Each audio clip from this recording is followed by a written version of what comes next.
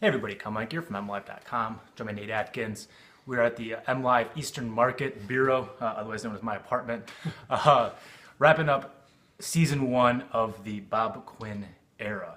It was a season of ups and downs. You know, they won 9 games, Nate. They made the playoffs, but no championships. They lost all 6 games against playoff teams. They lost 4 straight down the stretch. I think we saw obvious development and growth from the franchise as a whole, but obviously a lot to be considered going forward.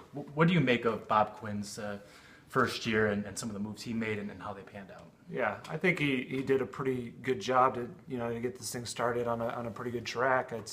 He was dealt a difficult hand at start when Calvin Johnson retires, his best player.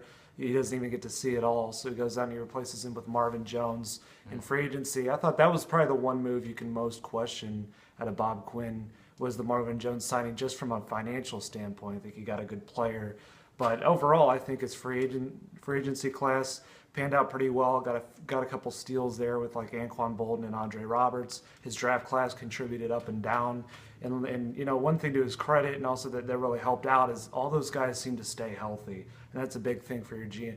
For your GM is to have your big assets stay healthy, stay available. They did that and they contributed, and that's what you saw, a good but not great team this year. I thought it was interesting that his biggest free agent move was one of the ones that didn't really do much, particularly after the first month of the season. Marvin Jones had a real hot start, obviously faded down the stretch. Marvin, when he talked to you and some other reporters after the playoff loss, he had expressed frustration with his season, vowed to be better. Quinn said that he liked that approach a lot. He said his season wasn't nearly as bad as Marvin made it sound, but certainly I think the Lions are expecting more from him down the stretch. I really like what Tavon Wilson was able to do, Raphael Bush.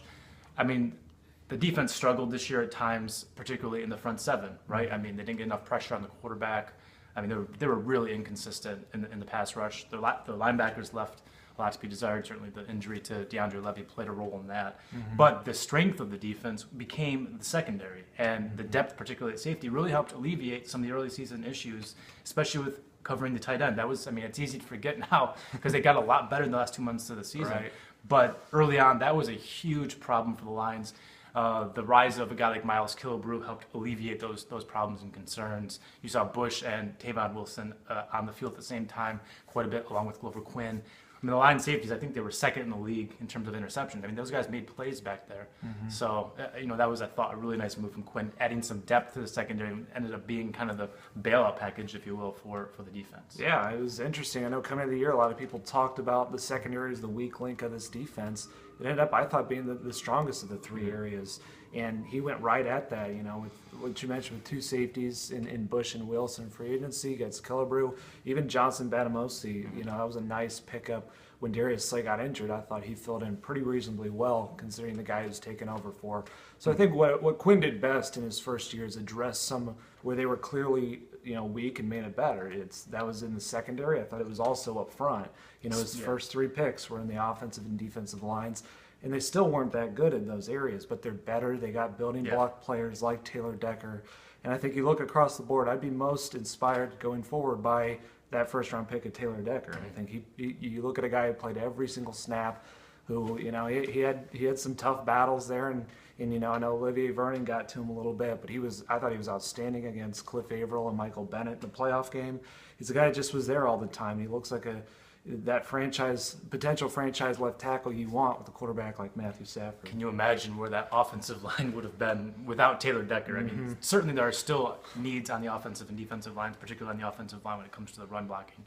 But he made huge strides. Him and Graham Glasgow. People I talked to in Allen Park are really impressed by Graham Glasgow, not just by how well he played, and I believe he had 11, if not 12, regular season starts, plus he started in the playoff game. But he did it with a very difficult assignment. He was practicing at center throughout the offseason. When Laken Tomlinson started struggling, so they moved him to guard.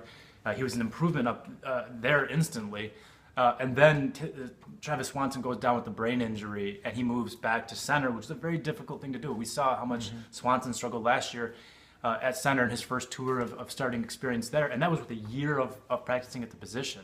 So they move Glasgow back to this tough position for rookies, and he, in a single week, is able to to get adjusted to the position. And he wasn't great at center, but he was serviceable. And I think he's impressed a lot of people in Allen Park with how well he's played and with some difficult assignments.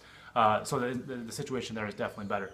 I believe one of the big reasons why Bob Quinn brought back Jim Caldwell, and he talked about the consistency of Caldwell and their working relationship, and certainly those things are important. But I look at player development too, from Jim Caldwell and his staff. They did a very nice job of developing some of these guys, and even if you look at the long-term view of guys like Eric Ebron is a lot better than he used to be. Theo Riddick, I mean, he didn't play as a rookie. Now he's one of the best pass-catching tailbacks in the game. That helps. And you go on and on and on. And then we go to the rookie class. Bob Quinn's first class, obviously, has a lot invested in. You see huge gains from guys like Taylor Decker and Graham Glasgow. Miles Kilbert wasn't playing at the beginning of the season, playing a critical role by the end. A'Shawn Robinson was playing a rotational defensive tackle role at the beginning of the year. By the end, he's a starting defensive tackle, the most effective defensive tackle on the roster at the end of the season. That's a huge reason why. Now you take that forward, the biggest leap guys typically make is from year 1 to year 2. I think Bob Quinn is hopeful that they can build on this development they had in year 1.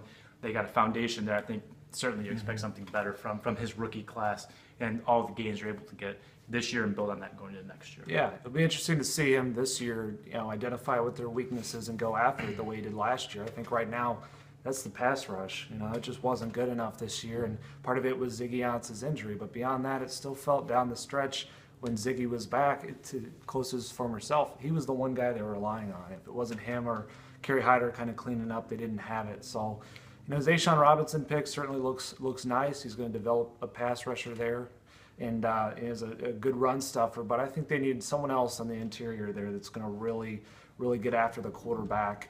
And it's going to be interesting to see how he does it, because they want larger defensive tackles with the cover 4 scheme that Terrell Austin runs, where he moves his safeties back. They want guys stout at the point of attack. That's what A'Shawn Robinson was. Can you find a guy like that who can also add some pass rush? I think that's going to be a big question for him this offseason. I'm putting you on the spot here, but real quickly, what grade do you give Bob Quinn in year 1? I think I give him about a B+. I think he did quite a nice job, but I think the Marvin Jones, the money there was probably the one downside. Could have done a little bit more at wide receiver, but I thought it was good. Yeah, no, I agree. I'll go B+. I mean, I don't think it was an A or an A-, but he certainly did better than B, I think, too. I mean, he made the roster better. There's 53 spots on a roster. There's only so much money to spend in free agency. Yep. Only so many free agents that want to come here in the first place, and you only get so many draft picks. So much you can do in 1 year. Right, but I think you saw substantial gains from the franchise. I think there's a lot to be optimistic about going forward, despite the obvious disappointing finish for the Lions this year. Yeah. That's what we got for today. For Nate, I'm Kyle. This right here behind my head is Vladimir. I know you guys have been asking about him. I don't actually know him. It's just random. I saw it in the store and I just bought it. I just named him that. When have you ever done that? Yeah, exactly. I don't know. For the three of us, I'm Kyle. We're MLive. Keep it right here.